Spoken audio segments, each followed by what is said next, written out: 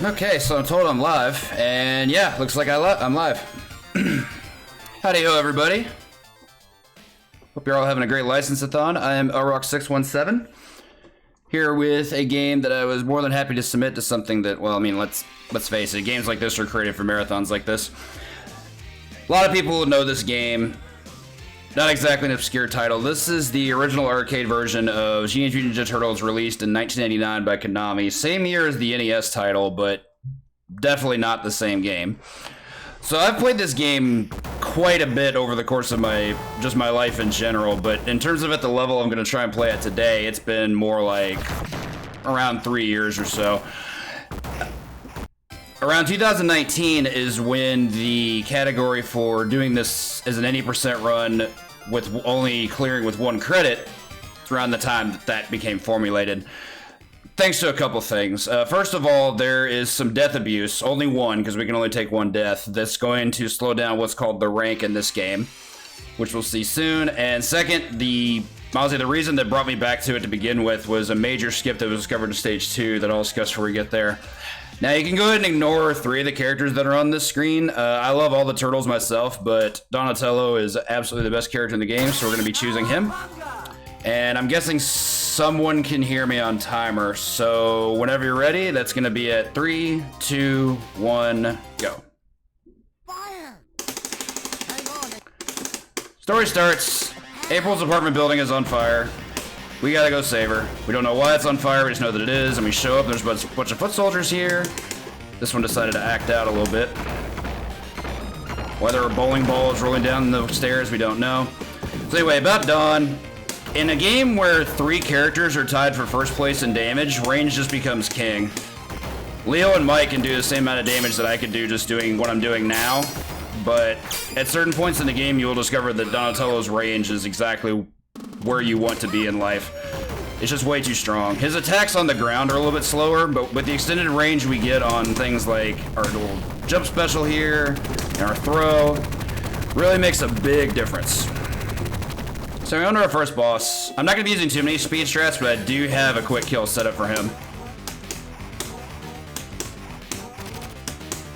And rock steady down. Simple 4 cycler there. Shredder shows up, runs off with pixel-faced April, and we're in hot pursuit. I love these cutscene art. It's just, they're so cool. Alright, on to our second stage. This to me is when the game truly begins, for a few reasons. First of all, it's when the enemy count is ramped up a good amount. This is not good. Yeah, I knew that was gonna be bad. That kind of checkmated me there. I'm just glad I didn't die. So yeah, we're gonna be seeing situations like that probably at least once more. Okay.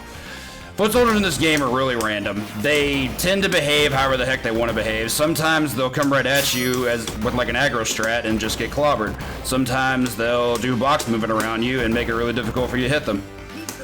It's pretty much all up to them, and it's up to us to adapt. Nice quintuple kill there. So here's the skip.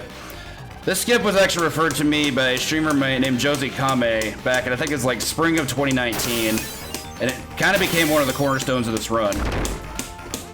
Hold diagonal and mash, warps us through the entire building, and this is a perfectly valid speed strat because it does skip something like 2 to 3 waves of enemies. That's not what I wanted to have happen. Yeah, this is not good. I need to get rid of that guy. Yep, that's what I thought. Got kind of RNG'd out there. But anyway, we've got only about half the screen to fight Bebop with here. Thankfully, he's a really easy fight because we just have to pin him against the wall and do this, and we can move on. Then Don's gonna jump in a hole that doesn't exist. Moving on to the sewer. I will say this much, while there is some more cool stuff in this game, there's nothing that's quite that glitch-oriented in the rest of the game, so from here on it's just a normal game, but if you're looking for a dirty speed game today, there you go. Take out some foot soldiers. One thing to note, if you're trying to play this game actually does punish you for taking too long to play, which is, I guess, typical of arcade games in the 1980s. Reason I say that is the longer you take to get through certain segments of the game or certain stages, the more you get punished by the number of enemies that get thrown at you. That's just part of how the rank system works. Rank normally affects things like how well you're doing in terms of how many times you've died or not died, but sometimes it's based on, you know, the amount of time you spend in the game. That's not good. All right, I need to get out of here. Yeah, that was really rude.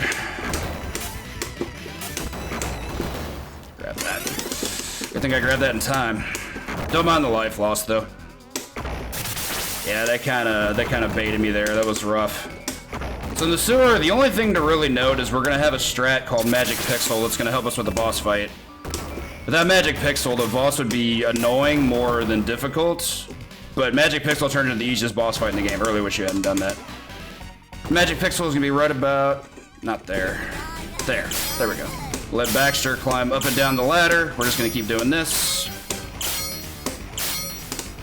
And there we go. Only takes 8 hits. The reason that Pixel is so magic is that if you're on that exact pixel on the platform, Mousers can't approach you. So that's really, really important for making sure you can deal with him. Also, I don't mind the damage I'm taking here. This is actually the room where we're going to be taking our death. Just to be warned. There is one thing that Don's range doesn't compensate for, and that's vertical range. Hitting these things is actually a challenge, for example. Leo and Mike do that a lot better. Take those guys out. I'm hanging on this health a little bit. You're going to see a pretty drastic drop in enemies after I take the death. But there's a few reasons why we take the death specifically. I'm gonna take these guys out. I don't know what he's doing, so I'm gonna wait him out. And we're gonna get hit in the drive-by. Thankfully, those guys got hit as well. That'll be our 1 death. So now we're playing the rest of the game on 1 life. This is where things get really amped up. If I hadn't taken that death, there'd be 3 times as many enemies we'd be fighting here. These guys need to... Getting trolled pretty hard here. I don't appreciate this. There's gonna be 1 more guy coming to the left. Gotta take care of him. Alright, reason number 1 we take the death there is because of this fight. This fight without that death is extremely difficult. But if we take that death, we have the option of a quick kill. We're gonna get it right about there. Kinda sucks about the trade at the end, but still a good quick kill. If you didn't take that death, they would take 5 hits to knock down instead of 3. So the quick kill just isn't a feasible option. Alright, moving us on to the highway. One of my favorite tracks in the game. This game has an absolute banger of a soundtrack. Oh, that could have been much better. Okay, so Spear Soldiers we're gonna see a fair amount of. They're terrible. Probably gonna see me... I wouldn't say curse about them because I know that's discouraged here, but I may have some colorful words for them a time or two. Call them big meanies or whatever. They're the hardest enemies in the game outside of bosses. Let that guy get run over. That's a total manip strat. As long as I move up there, they'll get hit. That wasn't supposed to happen though, but we're fine. Also, shout out to that that sprite that gets captured on the left side from the car. You can't avoid that happening because the cars always appear. So that little accidental sprite there is just guaranteed. So Spear Soldiers, reason they suck. Rule number 1: when they throw a spear, it does 3 damage to you. That is entirely too much damage for a projectile. So that's unfair. Second reason, their spear outranges your bow staff, and it can anti-air you on either side. So you don't really have good approach. You just kind of have to out-patient them. Take care of these clowns. Normally I'm willing to hit that back of the tire, but I'm trying to show this off for you guys, so. Reason I want to hit the tire is if the tire hits you, you take 5 damage, I think it is, which is half your life, and you don't want that. Then we're on the skateboards. First pro tip, go to the top pixel. You're completely invincible to machine gun fire as long as you're up here. Like, I'm not moving at all. Like, all hands off deck. And they're not going to be able to hit me. Now, once they're gone, this is where things start to get a little amped up. As you can see, this is an auto-scroller, and we're actually going to be playing this game on a timer. Sorry, this stage on a timer. I didn't say the whole game. I'm going to be taking care of as many helicopters as I can. See what I said earlier about top pixel being invincible to machine gun fire? It is. But it's not invincible to anything from a ground soldier. Good news is now I've got 4 ground soldiers and no more helicopters are going to be spawning. So this is where the time scam comes in. Once you reach a certain point in the stage, once you've cleared all enemies off the screen, the stage just ends. So from here what I'm going to do is I'm listening for an audio cue in the music. Once that occurs, I'm then going to kill every enemy on the screen and then we'll get to move on. There's no point in me killing more enemies now because I'll be inviting more dangerous threats that could cause real problems, like, oh, I don't know, helicopters that can drop bombs on you, which are really, really hard to deal with. I'd rather just keep it like this.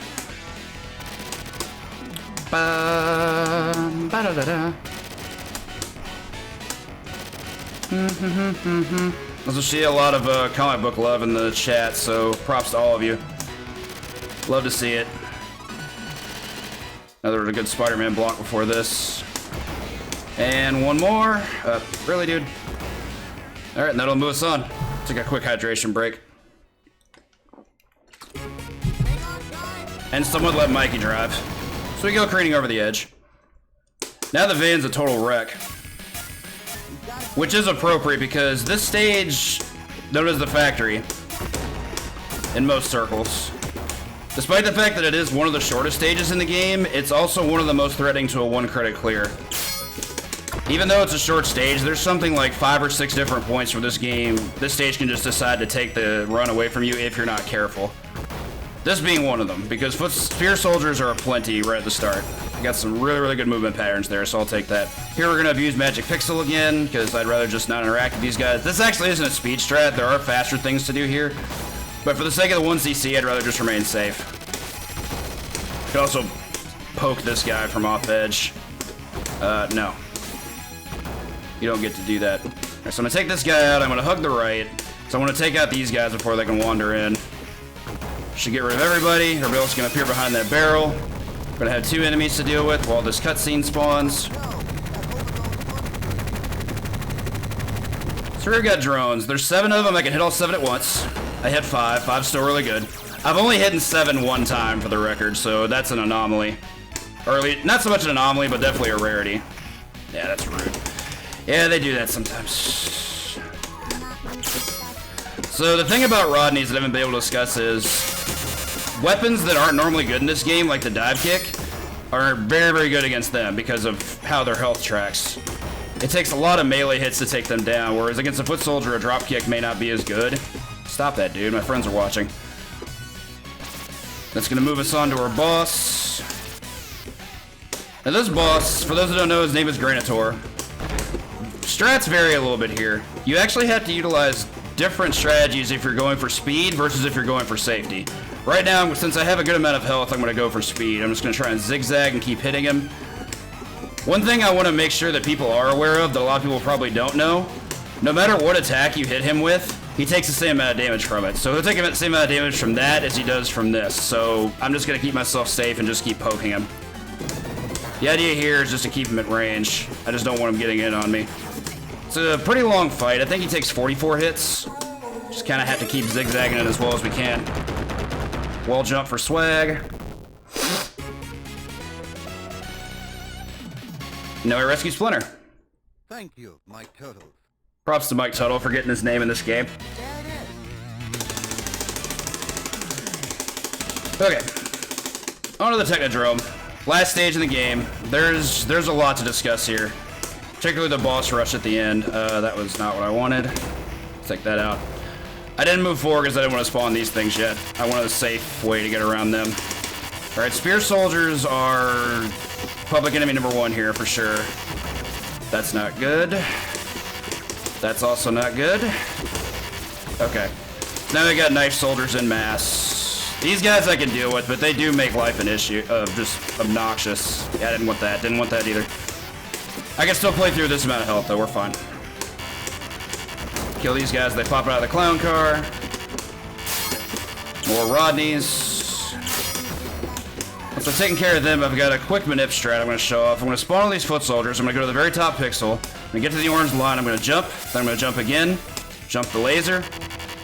And we don't have to deal with any of that. Now we can just move to the bottom. Keep ourselves safe. If we stay on this very bottom pixel, there's only one boulder we have to worry about, and it's that one. Oh, when Splinter says thank you, my turtles, it sounds like he says thank you, Mike Tuttle.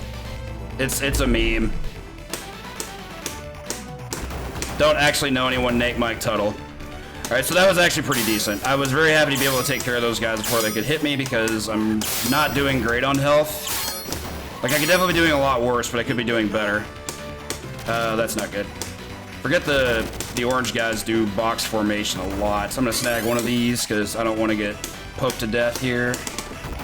That's cool, that's fine. These guys do make life a little bit difficult at the very end, so I'd rather not deal with that. Alright, on to our first of 3 bosses in a row. And also the last boss to have this theme. Trag is very similar to Granitor, except I think he's a bit more cooperative because you can utilize the same speed strat I was using before and he actually goes for it. Granitor's hitbox by comparison is very, very small. Like, I think his waist is the hitbox, whereas I think Trag you can actually hit in his arms. So it's a bit easier to smother him. I'm gonna snag this for safety. I don't think I'm gonna need the other one just yet. Plus, I'd rather save it for the next wave. Poke him to death.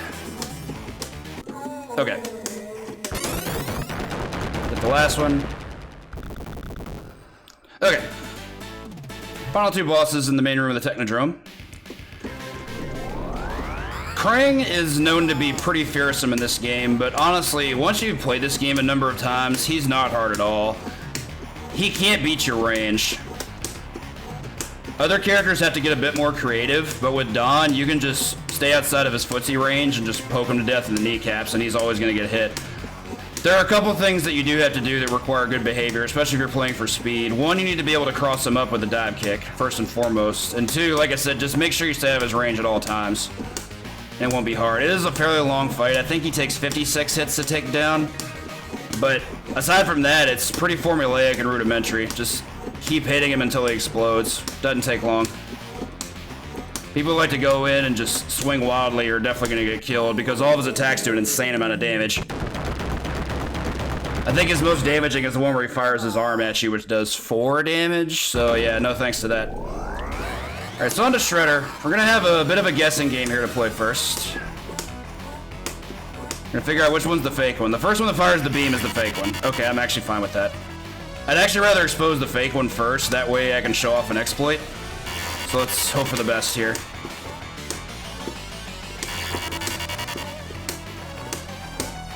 Okay, so I got the fake one showing. So here's what we're gonna do. We're gonna move the fake one all the way to the wall. And the cool thing about that is he's going to keep trying to circle around the back while we isolate the real Shredder just to be able to fight us. And we're just going to kind of turn into one of these. Completely eliminates the problem. The only thing you have to watch out for is just know when he's going to fire his mutagen beam. You can tell when he's going to do that by his movement. As you can see, jump slashes are actually very good. They do more damage than your standard poke. The problem is they're incredibly unsafe. Like if you time it incorrectly, he can actually beam you, and that's obviously not good. That's probably going to get you killed. Here, I'm going to play a little bit safe. You kind of just want to play into the timer here. Yeah, there we go. We're going to hit that. From here, it's just like clockwork. Just keep doing this. Pretty simple fight, but it does take some practice. Like, it took me a lot of practice to be able to nail this down. I think I should probably give props to Funk Doc for this strat. Alright, last Shredder exposed. Time's gonna be when the Techno Drone appears in all its red glory, and that's gonna be... time.